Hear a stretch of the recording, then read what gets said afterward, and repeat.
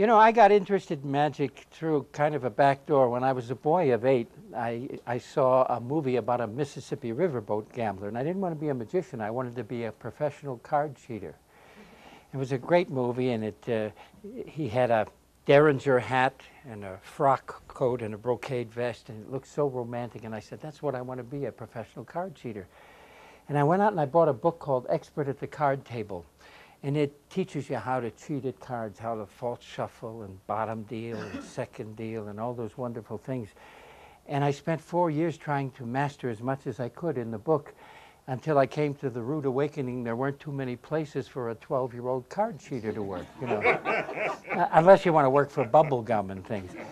And then I looked in the back of the book, and it said legerdemain, which was French for magic, and I learned how to apply these gambling moves to magic. But I've always been interested in gambling, so I'd like to show you a couple of gambling games. Now, this one happens to be very, very old. Let me get this chain untangled. This is a swindle, if you'd like to call it that. I call it a nice, honest, fair game. This was played on boats. This game goes back about 500 or 600 years. It predates craps and blackjack and all the wonderful games. And it's a very simple game in that you have only a 50-50 chance of winning or losing. So that's not too bad, you see. I'm going to show you, it's been called the endless chain, the figure 8. A misnomer is called pricking the garter because that was done with somebody's belt. It's a little different. And I've done this with ladies' double strands of pearls. And so you can do it with anything as long as it's an endless chain. Now I'm going to show you how the game works, okay? You see, it's called the figure 8 because it looks like a figure 8. Now, there's a losing side and a winning side. You have to pick which is which, you see. Now, I'm going to show you what a win looks like.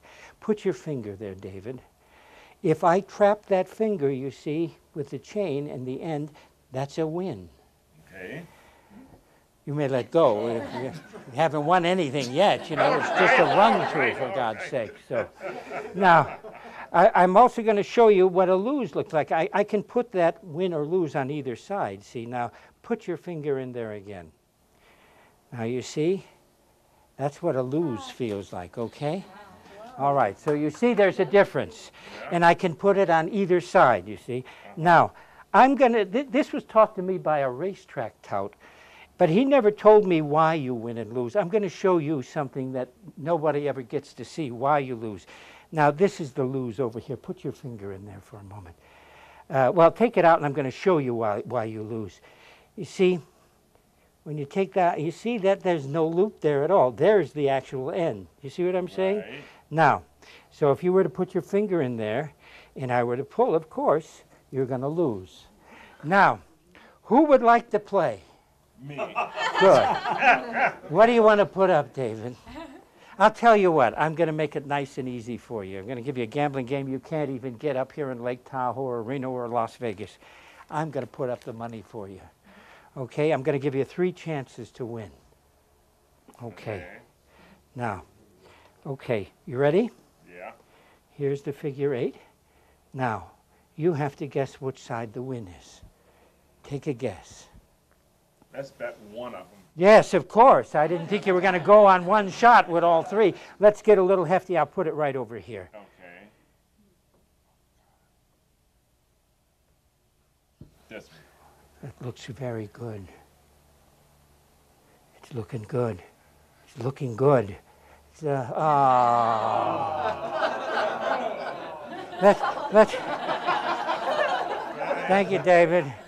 Okay, let's try that again. Okay, David. Here, once again. Now. Got that right. David, I'm going to give you an opportunity.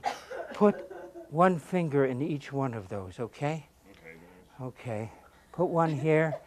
Now, and one side is winner and one side is loser. Yeah. Now raise one of your fingers. Take one out of play altogether. Put it off to the side. Which one are you going to do? He's thinking about it. That's it. Wait a minute. David, the game goes a lot faster than this. You know. That one. That one. Okay, David. Oh, David, I'm sorry. Oh, all right. Thank you, David. I'll tell you what, I put that back down. David, Yes. this is your last opportunity. Yes. And I'm going to tell you something about the game, okay? You see, there are some people who think it doesn't really matter which one you put in, it's which one of the chains you pull. And they could be right. You never know. So I'll tell you what. We'll have someone else pull the chain after you decide which one to, which figure eight you're going to put the that one.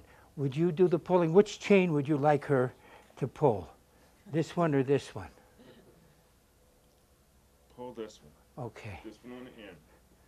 Slow. Oh, I think he's got it. Slow. Oh, David. Nope. David.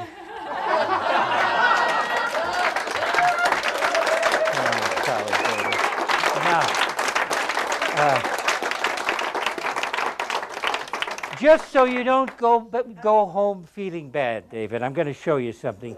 This is the positive. You see, I'm going to come right around here like that, and now that's a definite winner because you know that's the end, you see, and I'm going to prove it to you, see. It can't be anything else but that, okay? Right. Okay, we're going to do it again, all right?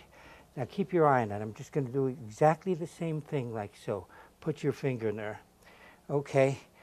All right, David, here we go. 1, 2, 3. David, maybe you ought to take up Mahjong. You know what I'm saying?